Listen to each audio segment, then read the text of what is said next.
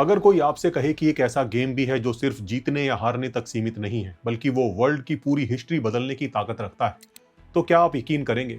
एक गेम जिसने दुनिया की सबसे बड़ी ताकतों को हिला दिया और उन्हें न्यूक्लियर वॉर के करीब तक ले गया। एक गेम जिसने हम इंसानों के बिहेवियर के बारे में हमारी समझ को हमेशा के लिए बदल दिया। एक ऐसा गेम जिसने हमें समझाया कि नेचर में लिविंग ऑर्गेनिजम्स के बीच जिंदा रहने के कंपटीशन के बावजूद भी हमें कॉपरेशन क्यों देखने को मिलता है। अगर धोखा देना मतलबी होना फायदेमंद है, तो फिर आखिर क्यों हम सभी ऐसा नहीं करते? आखिर वो क्या चीज है जिसकी वजह से समाज में तमाम बुराइयों के बावजूद अच्छाई जिंदा बनी रहती है? क्या अच्छा होना हमें रिलीजन सिखाता है, या फिर ये हमारे सर्वाइवल की जरूरतों में शामिल है? जी हाँ, इन्हीं सब सवालों का जवाब मिला हमें एक गेम से। और ये गेम कोई आम गेम नहीं था, बल्कि ये एक इनविजिबल ट्रैप था जिसमें उस समय पर दुनिया के दो सबसे ताकतवर देश अमेरिका एंड सोवियत यूनियन फंस चुके थे। और सबसे खतरनाक बात तो ये थी कि इस गेम के नियम ऐसे थे कि कोई भी कभी जीत नहीं सकता था। ये एक ऐसा गेम था जो कभी खत्म ही नहीं होता, एक ऐसा गेम जिसे आप सिर्फ खेलते रह सकते हैं। ये कहानी शुरू होती है एक ऐसी रात से जब एक रडार स्क्रीन पर कुछ ऐसा दिखाई दिया जो दुनिया को हमेशा के लिए बदलने वाला था।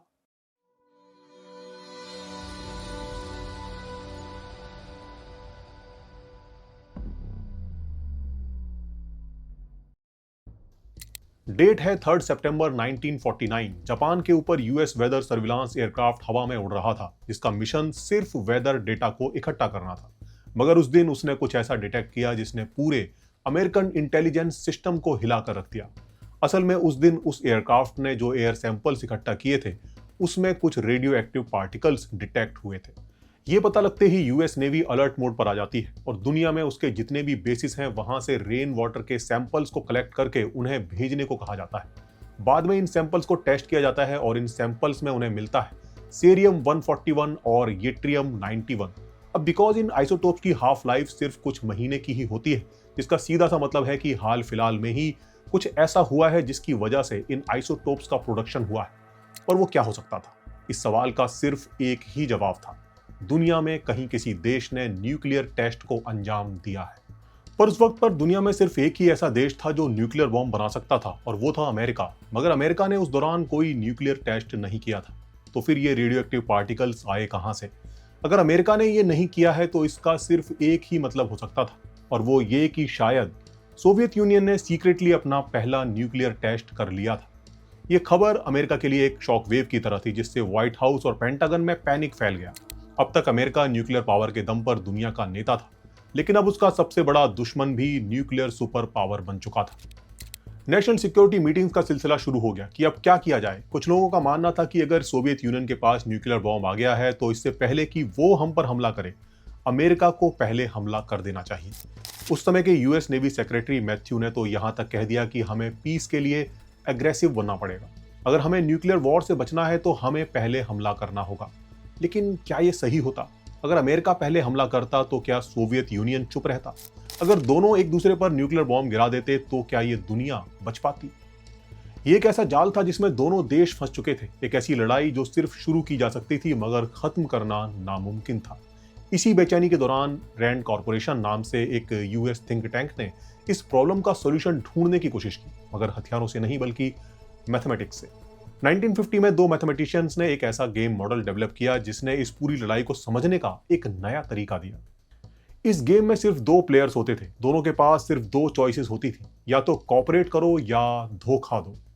इस गेम का एक मैथमेटिकल मॉडल बनाया गया जिसमें अगर दोनों प्लेयर्स कॉपरेट करते तो दोनों को 3 कॉइन्स मिलते थे। अगर एक कॉपरेट करता और दूसरा धोखा देता तो धोखा देने वाले को 5 कॉइन्स और कॉपरेट करने वाले को 0 कॉइन मिलता था।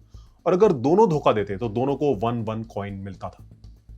यानी अगर दोनों साथ देते तो दोनों को थोड़ा थोड़ा फायदा होता। अगर एक ने धोखा दिया और दूसरा ईमानदार बना रहा तो जिसने धोखा दिया उसको बड़ा फायदा होता और दूसरे को बड़ा नुकसान। लेकिन अगर दोनों ने एक दूसरे को धोखा दिया तो दोनों को ही नुकसान होता। मतलब बड़ा फायदा लेना है तो धोखा देकर लिया जा सकता है, पर अगर आपने ऐसा किया तो सामने वाला भी धोखा देगा और अगले राउंड में आपको नुकसान होगा। अब जरा यहां पर इमेजिन कीजिए, इस गेम को अगर आपको जीतना हो तो बेस्ट स्ट्रेटेजी क्या होगी?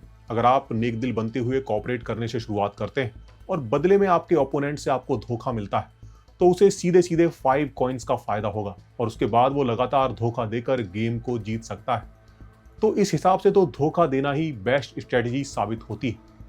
यही गेम थ्योरी का सबसे खतरनाक पहलू है। कोई भी पहले सेक्रीफाइस नहीं करना चाहता क्योंकि आपको नहीं पता सामने वाला कैसा है। अगर वो नेस्टी नेचर का हुआ तो वो आपके इस नाइस जेस्चर का फायदा उठाकर गेम को जीत लेगा। इस सिचुएशन को प्रिजनर्स डिलेमा कहते हैं, यानी एक ऐसी पोजीशन जिसमें दोनों प्लेयर्स एक दूसरे पर भरोसा नहीं करते।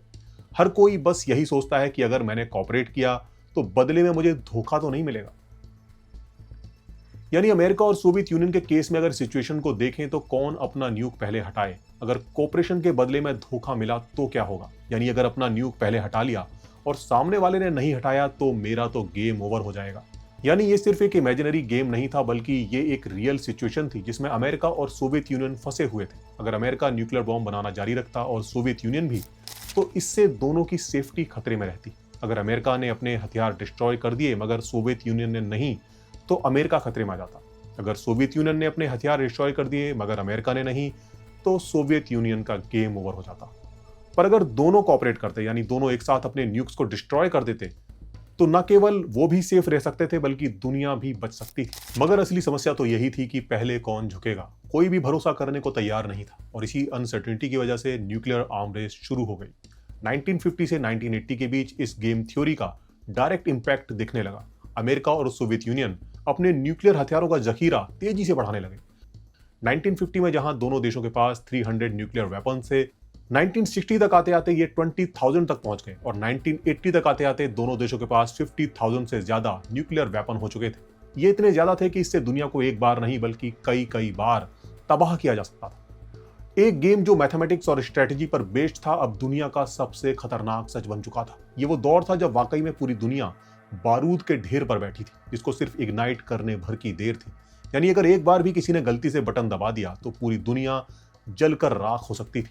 और ये सिर्फ एक थ्योरी नहीं थी बल्कि इस बीच में एक्चुअल में कई बार ऐसी सिचुएशंस आई जब न्यूक्लियर वॉर होते होते बची। फिर चाहे वो 1962 का क्यूबन मिसाइल क्राइसिस हो या फिर 1983 का सोवियत फॉल्स अलार्म या फिर 1979 का नोराड कंप्यूटर एरर, ये सब इंसिडेंट्स इस गेम की खौफनाक हकीकत को दिखाते हैं। एक गेम अब सिर्फ पेपर्स और कैलकुलेशंस तक सीमित नहीं था बल्कि ये वाकई में दुनिया की तकदीर लिख रहा था। अब सवाल यह था कि क्या इस गेम को कोई जीत सकता था या फिर यह हमेशा ऐसे ही चलता रहेगा। इसका जवाब एक पॉलिटिकल साइंटिस्ट के पास था जिनका नाम था रॉबर्ट एक्सेलरॉड। 1980 में उन्होंने एक एक्सपेरिमेंट किया जिसमें उन्होंने कंप्यूटर को यह सिखाया कि अगर यह गेम बार बार खेला जाए तो कौन सी स्ट्रेटेजी सबसे ज्यादा सक्सेसफुल होगी। और जो जवाब मिला उसने पूरी दुनिया को हैरान कर दिया। ऐसा जवाब जिसके बारे में किसी ने भी नहीं सोचा था। लेकिन वो जवाब क्या था? क्या इस गेम को वाकई में जीता जा सकता था या फिर यह हमेशा इंसानों को ऐसे ही बर्बाद करता रहेगा? रॉबर्ट एक्सेलरॉड एक पॉलिटिकल साइंटिस्ट जो इस पूरी गेम थ्योरी को समझना चाहते थे, उन्होंने सोचा कि क्या यह पॉसिबल है कि कोई एक ऐसी स्ट्रेटेजी हो जो वास्तव में इस गेम को जीत सके। इस सवाल का जवाब ढूंढने के लिए उन्होंने एक कंप्यूटर टूर्नामेंट कराने का फैसला किया जिसमें दुनिया भर के टॉप मैथमेटिशियंस, इकोनॉमिस्ट और गेम थ्योरी के एक्सपर्ट्स को चुनौती दी गई कि वो अपनी सबसे बेहतरीन स्ट्रेटेजी को डिजाइन करें जिसे बाद में कंप्यूटर पर टेस्ट किया जाएगा कि वो कितनी सक्सेसफुल है। इस टूर्नामेंट में टोटल 15 डिफरेंट स्ट्रेटजी शामिल हुई। हर स्ट्रेटजी को दूसरी स्ट्रेटजी के साथ 200 राउंड का टूर्नामेंट कराया गया और देखा गया कि किसने कितना स्कोर किया। लास्ट में जो स्ट्रेटजी ओवरऑल सबसे ज्यादा स्कोर करती वही जीतने वाली थी।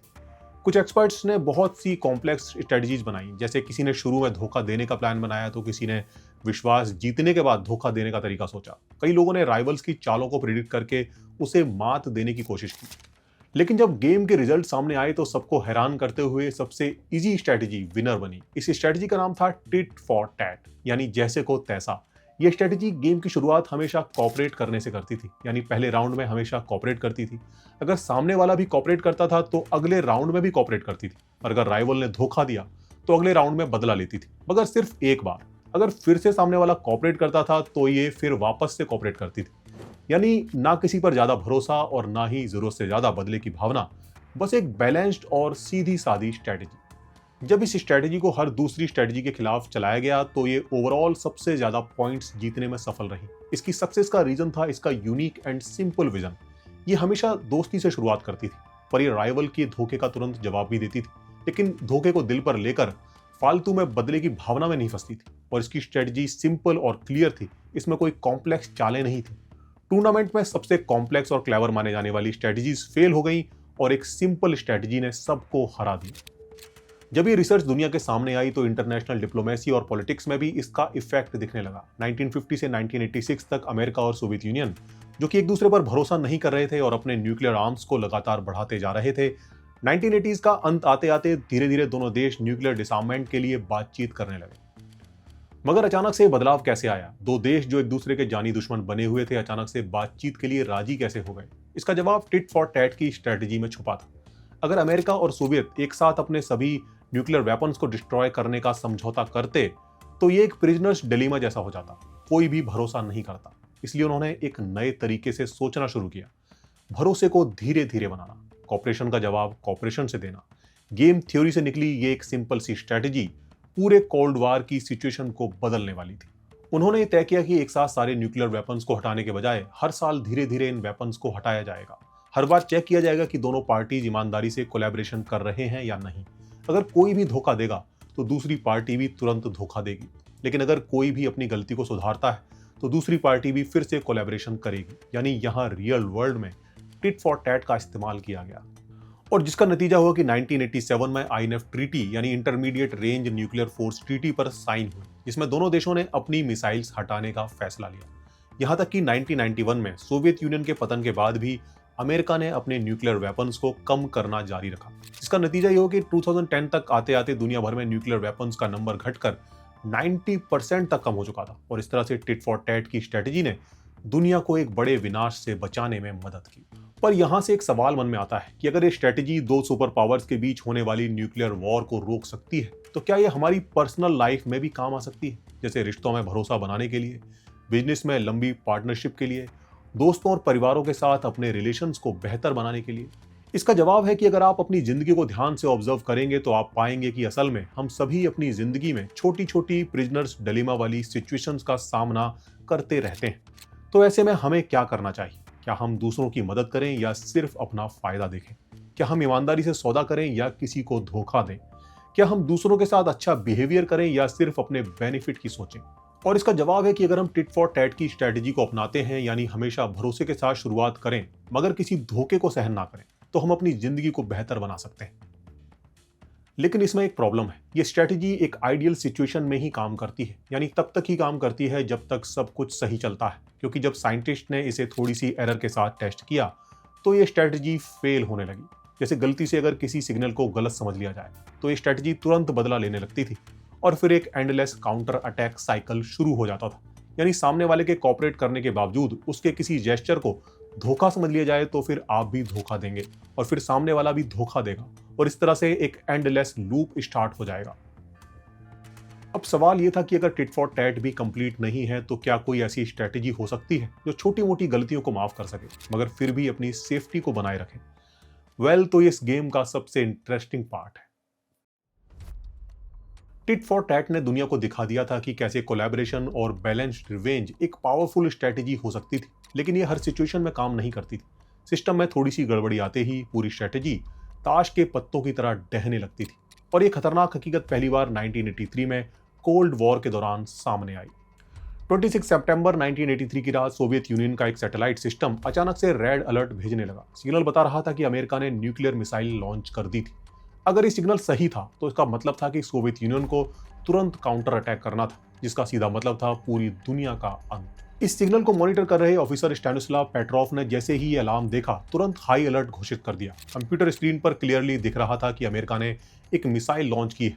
सोवियत प्रोटोकॉल के हिसाब से अब बिना देरी किए काउंटर अटैक किया जाना था, बिल्कुल टिट फॉर टैट के रूल के हिसाब से। अगर दुश्मन हमला करे तो बिना सोचे जवाब में हमला कर दो। लेकिन स्टैनिस्लाव पेट्रोव ने उस रात अटैक करने का ऑर्डर देने से इनकार कर दिया। उनका लॉजिक सिंपल था कि अगर अमेरिका वास्तव में न्यूक्लियर वॉर चाहता तो सिर्फ एक मिसाइल नहीं भेजता और इसीलिए ये या तो सिस्टम की कोई गलती है या फिर एक गलतफहमी। उसने अपने सीनियर ऑफिसर्स को रिपोर्ट भेजी कि ये एक टेक्निकल गड़बड़ी हो सकती है और वो सही था।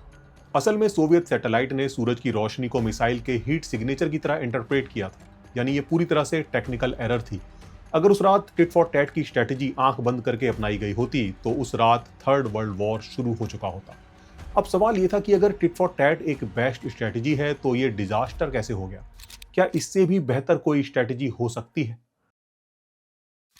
Tit for tat no doubt एक बेस्ट स्ट्रेटेजी थी, पर सिर्फ आइडियल सिचुएशंस में। मगर रियल लाइफ में चीजें कई बार इतनी आइडियल नहीं होती, जैसा कि अभी हमने मिसाइल की फॉल्स वार्निंग वाली सिचुएशन में देखा। अगर यहां पर भी बिना सोचे समझे टिट फॉर टैट का ही इस्तेमाल किया जाता तो दुनिया तबाह हो सकती थी। टिट फॉर टैट के साथ यही समस्या थी कि अगर किसी ने एक बार भी इसे धोखा दिया तो धोखे के बदले धोखा और धोखे के बदले धोखा, और इस तरह से ये एक लूप में चली जाती थी। पर क्या कोई तरीका था जिससे इसे इस खतरनाक लूप में जाने से रोका जा सकता था? वेल यस, एक तरीका था, और वो ये कि हमेशा बदला लेना अच्छा नहीं, कभी कभी माफ भी कर देना चाहिए।